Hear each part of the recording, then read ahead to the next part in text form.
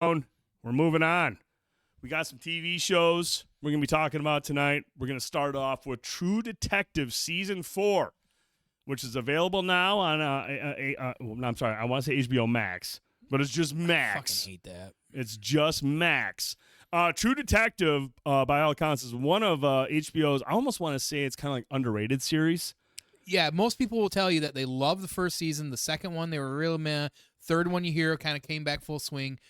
But yeah, there's a lot of people out there that like them. But I feel like they also get not lost in the everybody shuffle. does. It does. Yeah, because like everyone's like, you think Game of Thrones, you think of all these other shows that have been like big titles. But I mean, the first season of True Detective with Woody Harrelson and Matthew McConaughey was a fucking tour de force in acting and storytelling. Loved acting. I mean, it was fucking an amazing, amazing season. The second one was kind of okay with Vince Vaughn and Colin Farrell. Yeah. It was all right. And then the third one kind of returned to form with Mahershala Ali. That one was really good. But now we got this True Detective Season 4, but it's not called Season 4. It's called Night Country. It takes place in Alaska during that time of year where it's like dark all day long. Like 24/7 dark. How is it, like 30 days or 60 days? Josh Hartnett knows, but yeah, it's definitely a great playground for movies like or shit like this. I mean, but when you think of Alaska, like in the movies that have been done there, like, I immediately think of Insomnia with Al Pacino and Robin Williams, the Christopher Nolan movie. That was fucking. They deal with the day side of things. Yeah, talk about seasonal depression. Yeah, she's right. Like can boom. you imagine 30 days of fucking night? 30 days a night. I mean, we saw the impact it has on people 30 days of daytime. I mean, or however long it is in that for that cycle. But like at night in this blistering cold, yeah, fuck that. You're just and you always hear like stories like when you go to see these towns, the one thing that they really drive home in like miniseries or TV shows or movies is like people come here to get away from whatever is from their past. Something. They come here to disappear. So you always kind of get like these very eccentric personalities in these shows, and very much a thing in this series. I mean, there's a lot of folks here with checkered past or mysterious past, and we're slowly getting drip fed like what those things are. But then the one thing that I always like about the first season of True Detective especially was how it teetered on like kind of like supernatural horror. Like they teased it like hey, is this guy really evil or is he something else? But then they kind of like no, he's just a real big scumbag, and like be afraid.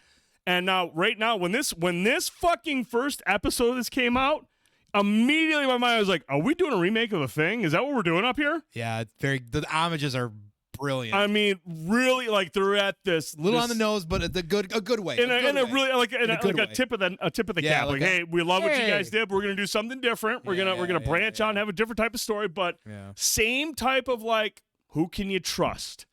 Like who's who, and because that's basically what they built this town. Is like you don't know who any of these people are, and a lot of these people are a little off. And Jodie Foster's character is kind of a shithead, dude. She's kind of a fucking scumbag. I gotta be honest. It's kind of nice to see her back in some acting, though. Obviously, like look, man. When I think of her, I mean, it always comes down to like Silence of the Lambs. Yeah. Like she was just went toe to toe with Anthony Hopkins, and they both got the hardware at the end of the day when it came to Oscar time.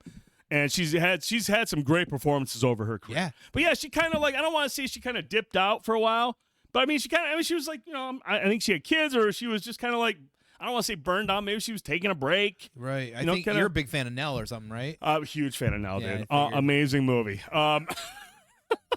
They can't all be winners. Okay? Right. From what I read, I knew it had something to do with their kids. I knew it was something with being a parent, which you see a lot of these actors do now. I mean, there's a lot of these actors that are just like, look, man, I love doing this, but they want to put more focus. Because there's a lot of stories about actors who kind of scumbag parents because all they want to do is keep making movies and keep making money. Their kids end up like scumbags like that because of it. Exactly. So when you read stories about some of these new age actors who are like, I'm going to take a break for a while. I don't know if you ever saw... there was like a roundtable discussion with Michael Keaton where he went really deep into that. Because he took a break. He took a break, and like he really dove into it. He goes, you're going to miss out on a lot of work. He goes, but he's like, spend the time with your fucking kids. You don't get it back. You're going to miss out on that, and you don't want to do that because then you'll be fucking miserable. Yeah. So I mean, that's all. I read that she told her sons that she told her kids she was a construction worker. That's pretty funny. Hey, but like you said, it's good to see her back. And I mean, obviously, man, not used to her kind of being a scumbag. Well, I was going to comment on that. I was gonna say, against casting time. and maybe it's because of we haven't seen her in a while, or her ability to act, but like the way she's a scumbag and just rolls past it, that she knows she's a scumbag and acting like a scumbag, and there's no hesitation into it. No. Like it's fucking, like it's really good. Like she just like rolls. Like she has it. fully accepted she's a piece of shit. Yeah, and it works so fucking good with that character. Yeah. No, she's really, really good in it. And like I said, early on, man, they're doing a really good job at like building up the mystery of everybody, all the players. She has some softer moments. She does. She's obviously she's a flawed character. She might be even kind of, I don't know if you want to say an anti-hero or kind of like just some flawed elements here.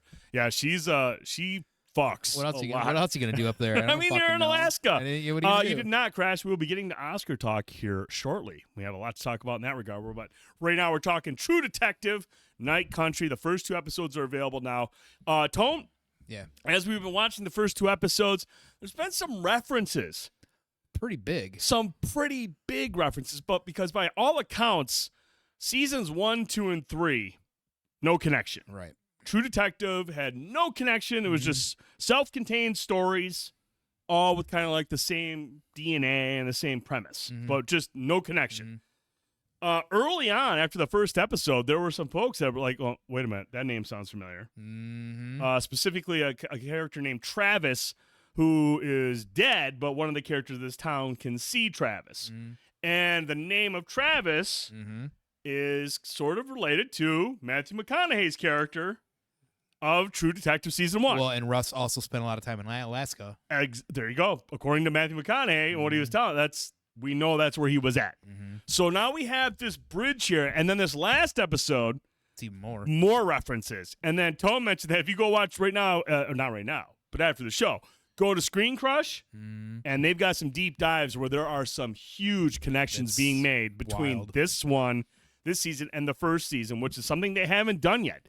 So people are starting to figure out that this is actually a direct sequel to the first season of True Detective, which is fucking mind-blowing. What's cool about I know with the first season as well too, is like you said, like it kind of like tiptoed around some of that supernatural and stuff like that. Well, this is definitely leaning more into it and linking, like basically it's almost like that one set up like the layup for it, right? Like, and we're getting to, okay, now let's get into the good stuff, because at the core of this, there's a lot of questions like, what is the issue here? Sure. Is it a, like in Thing, it's an alien, right? Like, what is going on here? Well, there's a lot of quotes from the King in Yellow, which is, that's where Lovecraft got a lot of his inspiration from the King in the Yellow book and things like that nature. So there's little names and little things and stuff that's going on. So it teeters even around that kind of cosmic horror-esque, whereas Thing definitely led really into it. This is doing more of like that more madness side of it as well too, and like the culty side of it as well. So it's really neat to see how this is kind of slowly fleshing out and how it's coming back to that first season. See, what I'm hoping though, man, and this is just because I appreciate what True Detective is, like, no matter how sinister the villain was in the first one, it was still grounded in reality. You know what I'm saying? This one, obviously, they are really like leaning into what could possibly be more supernatural. I still hope that it still falls on the side of grounded reality. But if you can find a way to push that envelope furthermore to have you like legitimately terrified, like what is going on here? What is behind these disappearances? And if you want to like really push me to the brink, but then still bring me back, like, okay, no, it's not what you think. Because like when I think about that, when I think about shows that really lean, I don't want to say too far into it, I think of The Outsiders that came out on HBO like 2 years ago with Ben Mendelsohn. Do you remember that one where it had Jason Bateman, where he's like in this town and he gets accused of murdering somebody? Yeah, that was a good show. And it was a really good show, but it started off very gritty and like, grounded. And you're like, okay, it's a murder mystery. It kind of took a little bit, but then it goes really into something that's kind of like not. It's very paranormal. Right. And so they really went into it where that's where that show I felt was like, I was like, it's too much.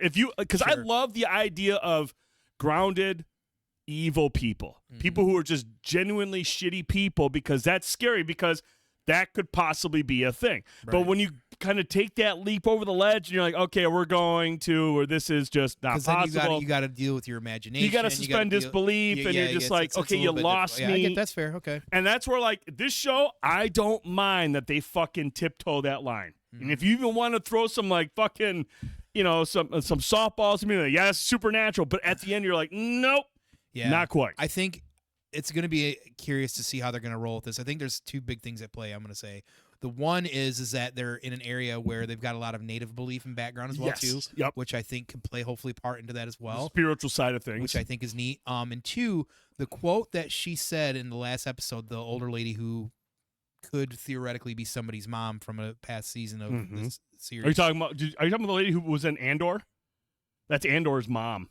Remember the lady that was at... Oh, shit. I knew I recognized her. Fuck yeah. All That's right. Andor's mom. Yeah. So she made a comment, and as soon as she said it, and it stuck with me since then, is that she's basically, in so many words, that the world is old and tired. Yeah, and it's torn at the threads. Annis is where it's pulling apart at the seams. Yep, exactly. And I'm like, that was deep, man, because that right there again, when she says that, holy shit! When she said that, I felt like that was a key. I felt like that was a key line when she said, like, we're at the threads of humanity, we're at where the threads are tearing, and evil is rising up, like end of the world shit, like apocalyptic shit, right? And we're at the fucking ground zero, like space and time's ripping apart here. So it's kind of on the nose, but it's also like.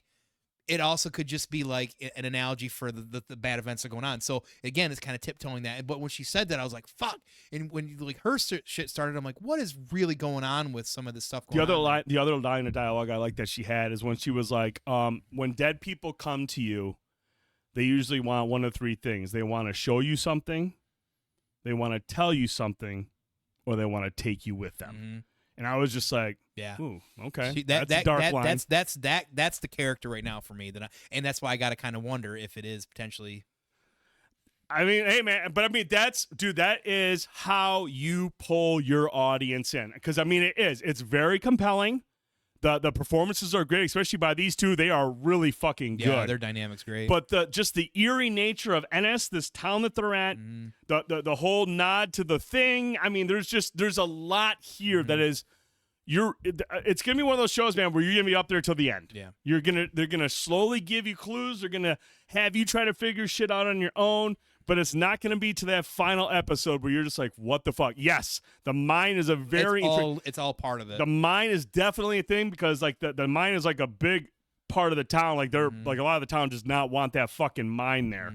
And they're blaming the mine for the water, and there's a lot of shit going on. I mean, people are drinking... water bad going Water's bad. turning black. I mean, people are drinking this stuff. So, I mean, who knows what these people are consuming? Like, if she's awake, like what's, who knows? Like, again, wild. They're tiptoeing around, which is great. So, anyways, as you can tell, it's really exciting. It's fucking it's awesome, going to create man. some great discussions going forward, hopefully. So we will definitely dive back into this once the season's over. But it's every Sunday night. And I love that, dude. For a show like this, where there's a lot of room to even interpret things, but trying to figure things out, solve the puzzle. This is a great weekly show. Yeah, Dungeons. To where you can have some really deep conversations in group chats or on Reddit or anything like that, where people are trying to hypothesize and figure out, where is this going? Yeah, 2 episodes in, everybody's hooked. It's fucking. It feels exactly like season 1. Like this is way more like just gripping than, like I said, season 2 had 2 heavyweight actors at the time, and like it just the story wasn't really well done. It wasn't really that good. But the Mahershala Ali season, like you said, return to form. You have a good lead actor. The story is a little bit more grounded, more focused, a lot more taut. But even then, 3 wasn't like 1 exactly. Like 1 and 4 are very much in comparable, but now we're starting to understand why, because there's some similarities and there's some connections between those seasons. Yep. So we want to get you guys and girls' thoughts. If you're watching True Detective Night Country, let us know in the comments below what you think so far the first 2 episodes. What are your thoughts? Where do you think this is going? Are we going to go full-on supernatural, or are they just kind of teasing us just to creep us the fuck out before they reveal the true what's going on? I can't wait to see what happens, but we want to get you guys and girls thoughts. It's all about, there is a ton of broken characters in this town. There is a ton of fucking busted up characters in this town with checkered past, who have gone through trauma, who are trying to like find closure on so many different things. It's going to be a mystery for sure, because you don't know what everyone's motivation is yet.